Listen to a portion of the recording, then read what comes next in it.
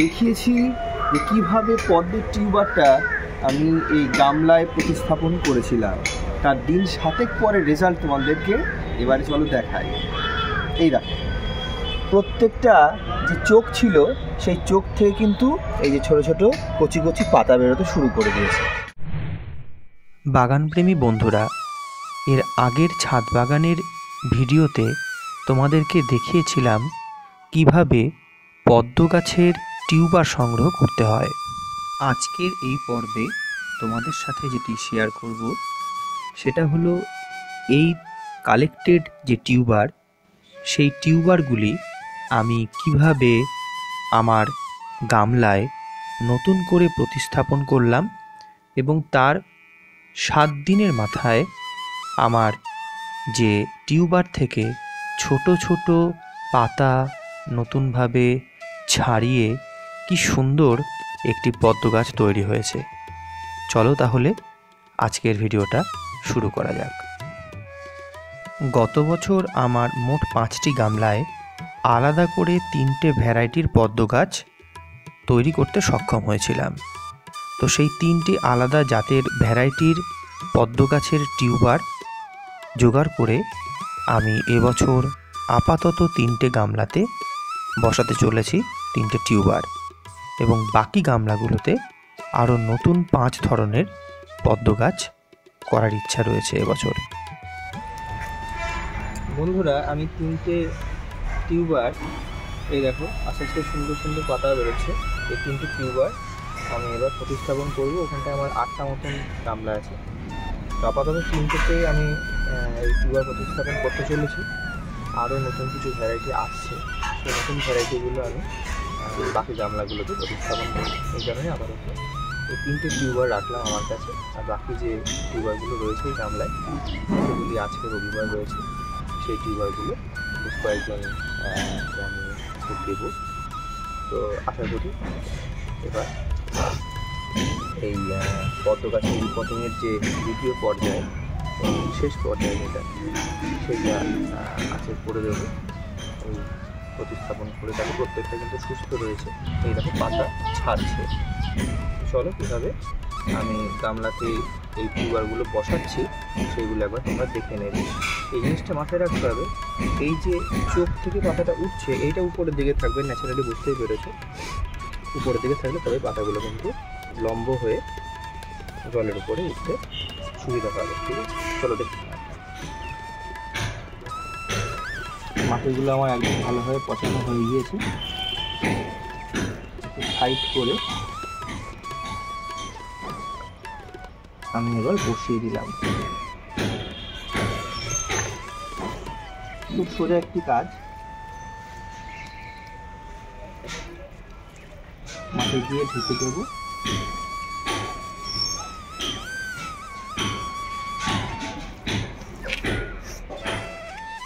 পরপর 3টে গামলাতে ভালোভাবে বেছে নেওয়া 3টে আলাদা আলাদা ভ্যারাইটির টিউবার আমি ঠিক এইভাবেই প্রতিস্থাপন করে দিলাম নতুন গামলায়। এই কয়েকদিনের মধ্যে গামলার যে পুরাতন মাটি, তার সাথে আমি নতুন মাটি দিয়েছি এবং বেশ কিছু গোবর সার, 1 মুঠো হাড়ের গুঁড়ো কিন্তু আমি মিশিয়ে জল দিয়ে ভালোভাবে পচিয়ে রেখেছিলাম। এইবার এই টিউবারগুলি আমি এই গামলার একটু সাইড করে ধীরে ধীরে বসিয়ে দিলাম। ভালো করে দেখতে পাবে যে প্রত্যেকটা চোখ থেকে পাতা কিন্তু অলরেডি বেরোতে শুরু করেছে।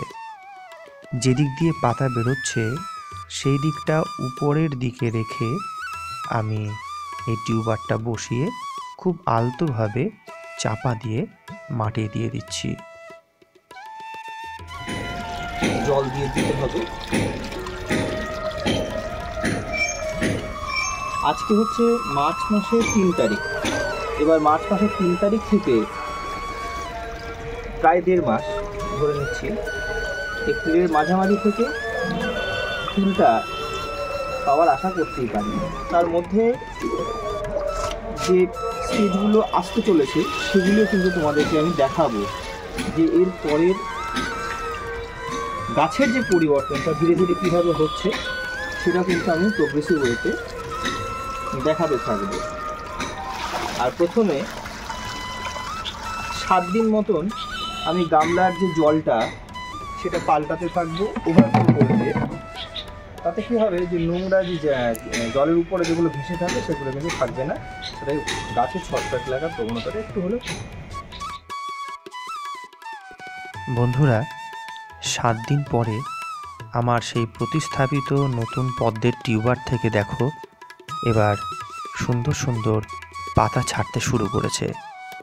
তার মানে আমার পদ্মের প্রতিস্থাপনের যে প্রক্রিয়া সেটি সম্পূর্ণ হয়েছে। দেখিয়েছি যে কীভাবে পদ্মের টিউবারটা আমি এই গামলায় প্রতিস্থাপন করেছিলাম, তার দিন 7 পরে রেজাল্ট তোমাদেরকে এবারে চলো দেখাই।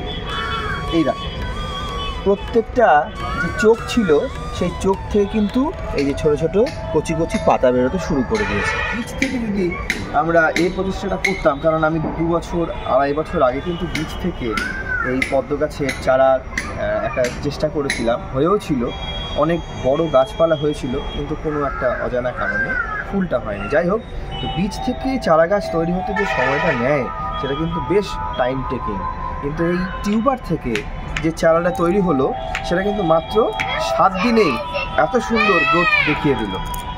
তো এখন আর কি, এখন আর কোনো রকম কোনো পরিশ্রম নেই, জলটাকে শুধুমাত্র পাল্টে দিতে হবে দিন 2 অন্তর অন্তর ওভারফ্লো করে দিয়ে। আর যদি তোমাদের কাছে অ্যাজোলা জাতীয় কিছু থাকে তাহলে অবশ্যই এর উপরে দিয়ে দেবে, নাহলে কিন্তু এর উপরে মশারা বাসা বাঁধে। তো আমিও জলটাকে ওভারফ্লো করে দিয়ে এর উপরে কিছু অ্যাজোলা এখন দিয়ে দেবো। এবং এর পরিচর্যা বলতে এখন আর কিছু নেই, মোটামুটি ভালো রকম পাতা যখন বড় হতে শুরু করবে দিন 15 পরে, ধরে নাও আজকের ডেট থেকে দিন 15 পরে, আমি 4-5টা 10-26-26-এর যে দানা সেটা একটা মাটির সাথে মিশিয়ে নাড়ু মতন করে একটা কোনায় আমি গুঁজে দেবো। ব্যাস, এটা আমি দিন 20-25 বা 1 মাস পর পর দিতে থাকবো। আর আশা করছি মে মাসের শুরু থেকেই, দেরি হয়ে গেল, এপ্রিল মাসের মাঝামাঝি থেকেই কিন্তু ফুল আশা করি চলে আসবে। তো এই ছিল আমার পদ্ম গাছের যে টিউবার প্রতিস্থাপনের যে পুরো প্রক্রিয়া, সেটা তোমাদেরকে দেখালাম, পুরোটা শেয়ার করলাম। যারা গাছে যারা ছাদে পদ্ম গাছ করতে চাও তারা ঠিক এই সহজ পদ্ধতিতেই পদ্ম গাছ করো। প্রত্যেকের জন্য শুভকামনা। আজকের জন্য ভিডিওটা এখানে শেষ করছি।